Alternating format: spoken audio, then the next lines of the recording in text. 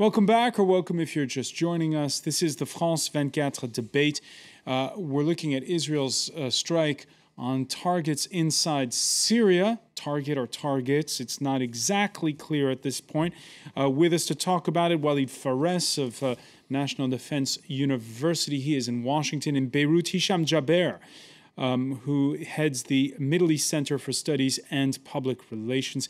Here in the studio, Janine DiGiovanni, who's just recently back from their reporter for Vanity Fair and many others. And also with us, Stephen Ekovich, who teaches at the American University of Paris. Welcome back to all of you. Not just Israel and Lebanon on the front lines of Syria's conflict, Turkey as well, and indirectly, well, it's NATO allies. Germany this Thursday deploying surface-to-air Patriot missile batteries along with the Americans and the Dutch. Hisham Jaber, Walid Fares, Syria seems to be becoming what your native Lebanon has been for decades, the region's sort of proxy war playground. Does this mean it's going to stay like this for a long, long time? I think Lebanon is related to Syria. There is no two countries in the world related like between Lebanon and Syria. There is geography, there is, economic relations and family relation, history, etc., etc. Lebanon also is weak, towards Syria. I think Lebanon, when something happens in Syria, Lebanon will be the first country which will be attached. In Lebanon, we fear a civil war in Syria if there is no political solution to this crisis. In Lebanon, as you said, there is an airstrike on Syria. We fear in Lebanon to have a war, with Israel. And as we started, this program, and today on many channels, the question was, what about Lebanon? What are the repercussions on Lebanon after this airstrike? And I think that Syria will not reply, I think, because Syria received a message from Moscow to cool down, and another message from the United States through third party also, and from European Union. I think the Syrian will prepare a retaliation, but not now, because it will lead them to a war with Israel, because if they will launch some missiles against which they couldn't necessarily handle at this time. Walid Fares, we mentioned Moscow. Do you think Moscow was left in the dark by Israel over this attack? No one can answer this question. I mean, in the underworld of diplomatic intelligence cobwebs, I mean, the Russians have a web of relationship inside Israel, vice versa. It is tradition that the Israelis will make the phone call to the United States, and actually it is in the newspapers that there was a consultation between Israel and Washington on this issue. But it is very possible that the Israelis also sent a message to Moscow telling them this is not directed against you, because most of this material is actually from Russian origin. So in that cobweb, in the underworld of communication, it is very possible that the contact was done. But officially, of course, Russia is acting as if it was completely surprised by the attack. Moscow with a major stake in Syria, what with Russia's only Mediterranean naval base in Tartus, still though hedging its bets more and more, it seems, when it comes to the Assad regime. I think that with every day, with every week, with every month, the chances of him surviving are becoming less and less. But once again, it should be decided by the Syrian people, not Russia, not the US, not any other country. Janine DiGiovanni, do you get the sense that this stalemate is changing somehow? I think the most interesting comment we heard from the Israeli press was a wounded lion is a dangerous lion, speaking of Bashar. And my sense is just that the war in Syria is turning. It's taking on a very more violent dimension now. We've seen intense fighting in Damascus, Aleppo, what's going on. Mass killings discovered this week. Mass killings discovered this week in Aleppo. And again, I just feel like it was, okay, whether or not Hezbollah strikes immediately or whether or not Syria strikes against them. I just think it was a very inflammatory move at a time, not just domestically for Israel in the wake of elections, but in Syria, in the tide of the war and the rhythm that it is taking right now, which is getting increasingly violent. Stephen Ekovich? We're in an incredible fog of war here. The Israeli strikes added a couple more clouds. Behind the horizon is Israel, is Iran, is Turkey. If you had just tried to describe the situation, it would have taken all of your news time here. And now we're trying to analyze an incredibly complex situation where there's a lot that's obscure, where there's this underground network, as one of your guests said, that's very difficult to analyze. And Assad indeed is a wounded lion, but he's been a wounded lion for a long time.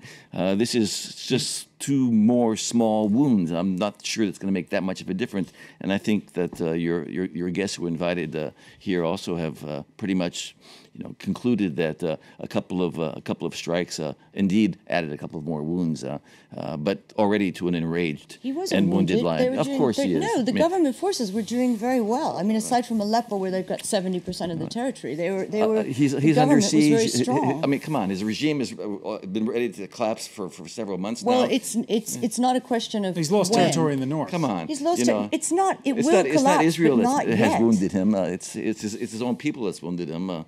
And the way in which he's tried to... I'm not saying Israel has fatally wounded him, but I think it's it has antagonized the region. Okay. All right, Israel is a permanent antagonist to the region from the point of view of those in the regions. Adding a layer to all this are extremists, jihadists, who seem to be filling the power vacuum more and more in places where there's lots of fighting. Interesting to note the remarks by France's foreign minister. This was on Monday as he qualified his support for Syria's rebels. What we all want is for Syria to be able to free itself. And we want to avoid what we call chaos. If we don't give the Syrian people the means to go right to the end of its liberation, we all know that there's a risk that the massacres will increase, that antagonisms will develop, that extremism and terrorism will prevail, the very things we're fighting against. Walid Fares, were the French and the West in general, how wary have they been from the get-go of these extremists? And again, it brings in another layer because these are people who've been fighting before in places like Libya and places like Iraq, and who are funded, it seems, from the Gulf states. I think, François, that the French government, French authorities are seeing things in Syria strategically and right on target, in the sense that, if I may digress a little bit, in 2011, the United States had the ability, because we were in Iraq, and you have Turkey in the north, Jordan in the south, Sixth Fleet in the Mediterranean. Assad was basically isolated, and he could have crumbled then. Plus, the opposition was mostly civil society. The jihadists, the Salafists were not that strong yet. We missed it in 2011. 2012, we had our presidential elections. Nothing could have been done. Meanwhile, in those 2 years, and this is where the French argument comes, the jihadists of all sorts have grown much larger inside the Syrian opposition. It doesn't mean that they are the opposition, but they are a significant component of the opposition. So here comes a dilemma in the West. If we want to support the Syrian opposition, if we like it or not, we will be supporting both the seculars and the jihadists, and we saw what happened in Libya, especially for Americans in Benghazi. If we don't support the opposition, now that Assad has this corridor through Iraq to Iran and Hezbollah, as we see right now, he is going to eventually try to crush this opposition. So there is a big dilemma, and the French are aware of it. Writing, by the way, for Al Monitor, Israeli-Iranian political scientist Meir Javan-Dafar wonders aloud whether, with all the talk of chemical weapons, whether they might actually be a point where Tehran could find common ground with its rivals in the West. Syria's weapons of mass destruction stockpile falling into the hands of al-Qaeda is a red line which Iran and its adversaries in Syria must draw together and make sure that al-Qaeda does not cross that. What's your reaction to that statement, Janine Di Giovanni? Well, I think there is definitely something in it. I mean, I think Syria, certainly on the opposition side, has splintered into various factions of jihadists and Salafists, and it is very worrying. I mean, as a journalist working there, the hostage taking, it is absolutely, I agree with Walid that 2011, we didn't have this. In 2010, it was a peaceful demonstration. It had not yet fallen into, cross the line of guns. And I think the one thing that we have to remember is that you can't fight ideology with guns. And it's the same thing in Mali, even though there's been, AQMI's been scattered, allegedly, by the French military. You actually can't put down ideology when people believe in it, whether or not you're using military force. So that's my great worry in Syria, is the factioning of the opposition and of what will happen in the future, and this power vacuum that continues to absorb more and more. It's true you can't put down ideology only with force, but there's sometimes imminent threats that only force can deal with. So we have to be clear when we make our analysis that sometimes force is necessary when faced with an imminent threat. And what's happening in Syria is catastrophic. At one point or another, there can be a good argument made for some kind of intervention or a supportive intervention from the outside. I don't know to what extent that decision has been made. I don't know if anybody knows how important the Salafists and the others are in the opposition. I don't know if anybody knows that. Didn't work in Afghanistan. I don't know if they have. They're certainly the most. I mean, the cameras and the journalists certainly focus on them a lot. I don't know if the focus is disproportionate or not. I think there are too many points of obscurity here to draw out a clear analysis on this. Not really. Not if you're on the ground. It's well, not that obscure. I'm not on the ground either, but I talk to my colleagues who are on the ground also. And sometimes if you're on the ground, you can be too close to things and not see the bigger picture. So, I mean, I have colleagues who've been to Syria, who know Syria, and I'm sure that you know that everybody doesn't agree with each other on the true nature and the true influence of Al Qaeda, of the Salafists, and other extremist groups in the Syrian opposition, which was never united, so it couldn't splinter. So it was never been united. Hisham Jaber, we've been showing those horrible images from Aleppo. What can break the deadlock at this point? Say again, please, because I can't see the monitor. I'm saying, what can break the deadlock at this point so that the killing can stop? Yes, of course. You're talking about Syria, and my opinion, and I have information, and I said it 3-4 times. I've been in Washington in September, and I hear that there is a draft of agreement been prepared between Moscow and the United States of America under the sponsorship of China, that there is no military solution for Syria to solve the Syrian problem, but political solution. This draft consists of that the American has been convinced later on that the Syrian army has to remain united, not to make the same mistake in Iraq and Baghdad, and also to have a government, a national government, a temporary government, like they were talking about it. The Syrian president will stay without authorities, full authorities until 2014, and later on they will have an election. I think this military solution is the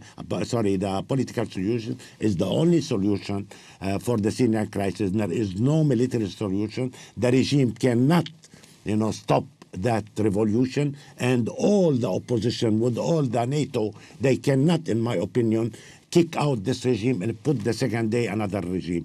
And if there is only military solution on any invasion or any aggression, that will lead Syria to a civil war, and civil war means partition of Syria, and I don't think any country, even Israel, has interest to have partition in Syria because the extremists, the fundamentalists, the jihadists may control, that there is no alternative in Syria. In my opinion, excuse me, just... Sure, go ahead. Finish. We have to wait to see Yalta 2, the summit between Putin and Mr. Obama, and I think maybe it will be soon in a few weeks, and we will see that this summit we will have, a decision between the two countries, Russia and the United States. Also, we don't have to forget the sponsorship of China. Walid, let me just ask Walid Fares, because we're almost out of time. Walid, do you agree with Hisham Jaber that there can be this solution brokered by Moscow and Washington in which Assad stays on as sort of a figurehead till the next election in 2014? What I agree with my colleague from Beirut is that indeed there is a draft, and indeed there are talks between Washington and Moscow. It's known here in Washington, D.C. But again, I am very pessimistic. Why? There is no military solution because Washington doesn't want a military solution, because the analysis in the Pentagon and the White House and National Security Council has been before and is now.